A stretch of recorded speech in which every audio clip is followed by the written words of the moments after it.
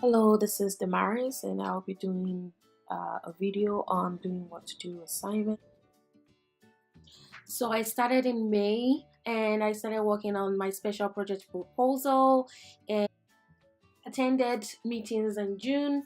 So I'm actually at Health Coverage Results right now, and it's beautiful. So I visited Montreal Lake for the Treaty Day, assisted in putting this poster on June 27, which is the National HIV Testing Day. So I took these pictures for the 20th anniversary coming up in September. I did this for the HIV coordinator. In July, I did attend the public health meeting, the general meeting, as well as focused on arranging, making sure my research is well organized, and I used Mendeley software. Most of July, writing my paper, looking for research papers, as well as editing my paper. So every 2 weeks, I give both the HIV coordinator and my agency supervisor my work so that they could give me constructive feedback on my work. Forward to August, I will be doing my presentation. Past 3 months, I've been researching on needle disposal program within NITA. The goal of my project is to give a culturally appropriate recommendation on how to improve needle disposal within NITA partner communities. I'm going to be starting with an introduction. Safe needle disposal is a form of harm reduction. And then what is harm reduction? So harm reduction is an evidence-based, client-centered approach which aims at reducing the negative impact of addiction and substance. So harm reduction is a strategy that involves the use of non-judgmental policies, resources, and practices to enhance skill and knowledge. The goal of harm reduction is to enable people to live a safe and healthy life, and to reduce social harm as well as prevention of sexually transmitted infections. Moving forward to social determinants of health in regards to needle disposal. So according to the Canadian Nursing Association, so substance occur within a social context. Social context mediates the initiation pattern of drug use, cessation, and abstinence. And our partner communities are in the rural communities. Substance use disposal is really paramount in keeping the population over there healthy. The proximal social determinants of health include early childhood development, healthy behaviors, physical environment, employment, income, education, and food security. And the intermediate factors influencing needle disposal is access to healthcare services, education, community infrastructure, capacity building, availability of resources, environmental stewardship, as well as continuity of care. Looking at these factors in relation to needle disposal, colonization, discrimination, social exclusion, and self-determination. We all, the population, are living in a rural and remote area, and we have a specific population that are vulnerable to having needle stick injuries. Children, adults, public service workers, and healthcare professionals, and animals such as dogs and cats. There isn't any report on HIV infection caused by needle prick injury in Saskatchewan. The risk of having HIV through needle sharing is 0.67%. We have different program delivery models. We have fixed site, mobile outreach, we have vending machines, we have peer distribution, we also have the methadone program, and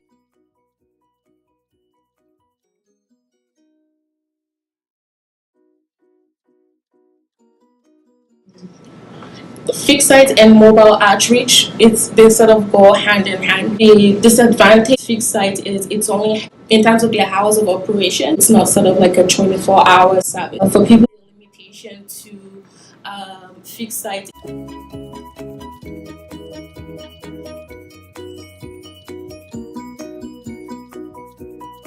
The fixed access sites also have some sort of counseling in sort of embedded within the site, and we also have referral to medical. They might have underlying medical conditions, so that provides an opportunity for referral. So yeah. So for the mobile outreach, it's sort of like a back. You sort of is when you have like healthcare professionals or let's say peer mentors or support workers go around the area, and then they sort of treat people with substance use. Communication between between the client and the healthcare professional. The disadvantage, or would I say a limitation to sort of like the mobile outreach, is sometimes you might not have enough staff to sort of support that sort of program, or you might not have enough peer-led services to sort of support such programs. So yeah. The vending machine really new. It's relatively new in Canada. Machines in Ontario, BC. I don't know of anyone yet in Saskatchewan. So a limitation to that is then peer distribution is really good in rural areas because rural communities are mostly close-knitted communities. Might not feel comfortable going to fixed sites to needle exchange. So it provides that sort of confidential opportunity for them. A local band office can also provide an opportunity for that. Saskatchewan Health Authority have 95% needle exchange and recovery rate. And NITA has 103%, and the percentage is just only from one of the partner communities. That means we still have a long way to go in Saskatchewan. The three major needle, exchange and distribution sites, Regina, Prince Albert, and Saskatoon. So we have Saskatoon at 116%, Prince Albert is at 90%, we have Prairie, North Elliott Region, 74%, and yeah, we can all read it, and it just sort of ends up at 95%. And they are placed in places called hotspots where there's high drug activities. So on how to dispose needle in a safe manner. Saskatoon have a mobile site in Regina. Within PGAC, only 2 of the 8 communities have needle cleanup or be done in that area, and we have 60% of PBCN, Helmet TC has 100%. Health centers, those are the 2 main places that we can find the needle drop boxes. Needle exchange program. So in PHAC we have 2 of the 8 communities, and then percentage involved we have 22%. So I got this data from the other practicum students. So the HIV coordinator and I, we're still sort of sorting out the data in that aspect. So, but I just want to say that in terms of the needle exchange program, even though it says none, I still believe that even though it isn't recorded, there's still some sort of needle.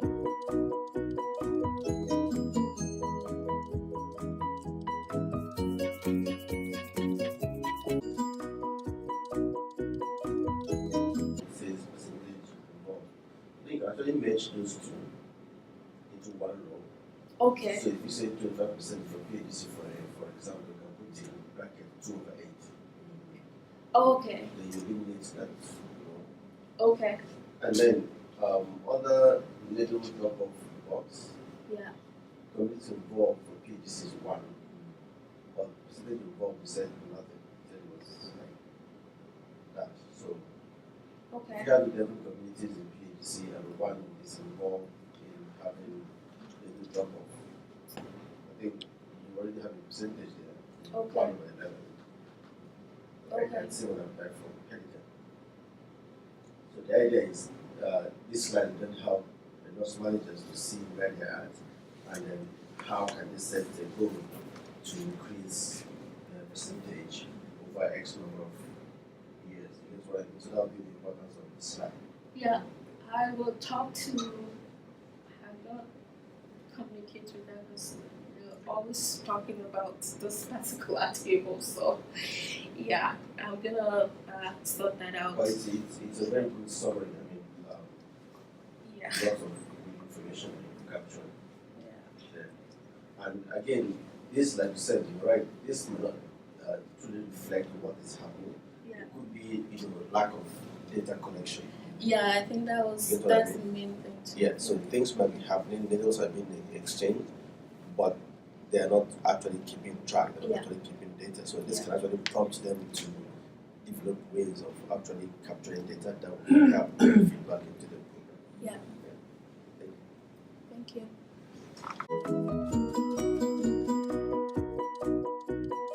Stigma, inadequate education, inadequate peer support, inadequate client follow-up, staffing, we have police activity in the legislation. Stigma, so stigma can create a major barrier due to lack of trust, and that can influence how the client access harm reduction service. Affect peer engagement in terms of program planning and policy development. And as I said earlier, a possible explanation for clients because most of the communities, they are close-knit community, and the clients might not feel comfortable enough to go to fixed site for needle exchange. So a regular assessment and review of both the federal and provincial regulation on storage, transportation, and disposal is important. And education is important. And in terms of the storage, the container has to be puncture-proof. Providing multiple and convenient locations for safe needle disposal is also important. Vaccination and accessibility. So moving to my recommendation. Number one that I have is funding, and funding is very critical. Talking to the HIV coordinator of recent, and then I think she already applied for the funding already. So I guess that will facilitate the other recommendation, because I believe funding is it's key, it's priority in providing harm reduction services within NITA. Expansion of harm reduction services.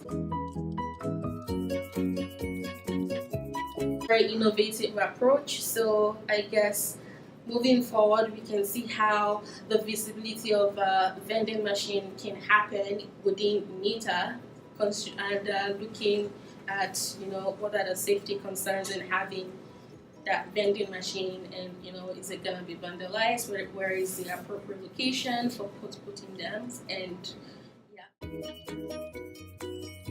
the safe way to go also just to prevent people from getting needle stick injuries. We do have existing harm reduction materials within NITA, so we just need to improve on them, so making them more infographic, and that's when the peer mentors really come in, because they can provide valuable information on how to improve our current health promotional materials that we have. So also social media, I'm not really sure how the community is in terms of social media. I've never been in those communities before, so probably having a campaign on safe needle disposal. within the community is also a very good way. Recruitment and training of frontline workers, so that's really important as well. So for example, if we recruit the peers, they need to be properly educated on, okay, if we find a needle in the public, how do you properly pick that up and dispose that appropriately. And that's when the needle disposal kit really comes in. So having a very good needle disposal kit, we already have the manual, and all we have to do is just bring the peers together and tell them, okay, this is how to sort of dispose needle properly. Peer engagement, and from me reading my article, this is probably looking at recruiting them with some sort of compensation. So I know in BC and in the United States sort of have this peer compensation guide for peers who want to sort of involve in harm reduction services. So if we sort of take that approach, I think it entice people to sort of get involved in that area. NITA is always collaborating with the first and second level services as well as other stakeholders. So sort of continuing in that aspect would be a very good one.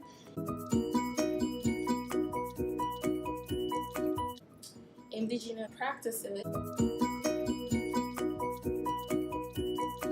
The peers involved, they have the elders involved. Having that sort of elder figure sort of help in reducing the stigma, fostering trust between the frontline workers, and nutrition is also huge. So probably having a fixed site with childcare programs, nutrition, and probably having some information on if you need some sort of shelter, this is where sort of having that referral site. The last one is having a pilot project on safe needle disposal program.